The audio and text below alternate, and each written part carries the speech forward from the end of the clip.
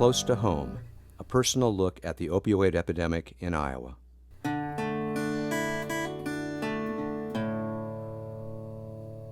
I have yet to meet a person with a substance use disorder that doesn't have a co-occurring mental health condition.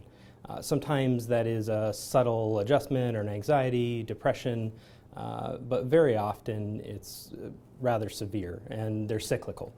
So when somebody starts using a substance, they will, once they've developed addiction, that has effects on their day-to-day life. And so they will start to have difficulties with family or with work. And that in turn often results in depression or anxiety. Let's say they come in for a substance use disorder, that's the focus of their attention. During that assessment, they're going to be asked a lot about their substance use, but they're also going to be asked about their mental health and their day-to-day functioning, their activities of daily living. And in that, a counselor who's doing the assessment will ask them about their mental health needs. And so if they were to enter into that system and start on MAT, they would get set up with a physician and go through all of the requirements to start dosing if they were going to use methadone or Suboxone or other substances that are used for medication-assisted treatment. They might also get a referral to mental health services, and that could include psychiatry, which is typically going to be medication management, or mental health therapy, and that's going to be with a licensed mental health counselor, a licensed social worker, or psychologist, somebody who's going to sit down and talk with them, probably on a weekly or bi-weekly basis. When people are getting their mental health conditions managed while they're working on substance use, the outcomes are certainly more positive. Addiction in itself is multifaceted, and there's lots of different things that, it's not just the physical or the mental aspects of it, but we also are looking at all of the family issues, the work issues, socioeconomic, transportation, and mental health would be within that kind of global approach to wellness. For some people it is mental illness occurred and addiction then was led into that. And so for other people, it's addiction happens and then the mental illness is actually happening throughout that process too. And so I'm a huge believer it goes hand in hand. I don't know anybody who couldn't benefit from mental health treatment, but especially in terms of addiction, because there's so many emotions, there's so many feelings, there's so many events that transpire within individuals' lives that need to be processed and need to be worked through, and finding healthy ways to cope, healthy ways to communicate, and ways to just feel like you can be a member in our community. You can expect someone to be on your team.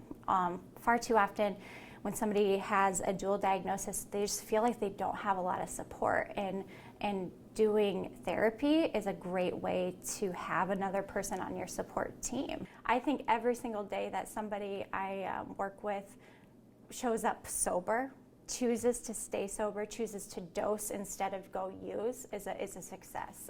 And it really isn't until people start to feel better, the addiction gets under more control, that they begin to realize that there is now this underlying problem in their life. Generally things like anxiety, depression, and for many people PTSD symptoms related to previous experiences growing up in the families of origin. 80% of our patients have co-occurring disorder. One of the challenges in dealing with co-occurring disorders, and what has changed in the population of the people we serve, and is very dramatic here at UCS, is how fragile people's lives really are. Involved in so many systems, working but not making ends meet, the challenges and the stresses of ordinary day-to-day life make it more complicated to try to deal with people's disorders, because you're always dealing with the immediate potential for things collapsing in their life. So when you're living day to day, trying to make ends meet, you have no transportation, you may not have permanent housing, you may not have a lot of support in the community for yourself, the challenge of actually providing treatment becomes very, very difficult, because it's the immediate concerns that are so important in people's lives. So if I'm trying to deal with an addiction problem, trying to get on top of that and the work that's required to do that, plus I'm trying to deal with a long-term underlying depression, And today somebody ran into my car. I can't drive the car anymore. I have no way to get to work. Then I have no way to pay my rent. Then I have no way, and it all adds up and it begins to collapse. And that's the difficulty in dealing with co-occurring disorder, because it just exacerbates all the symptoms. It makes it more difficult for people to get better. Trauma is a new idea too. People carry a lot of scars in these intergenerational families where the culture of that family gets passed down from one generation to the next.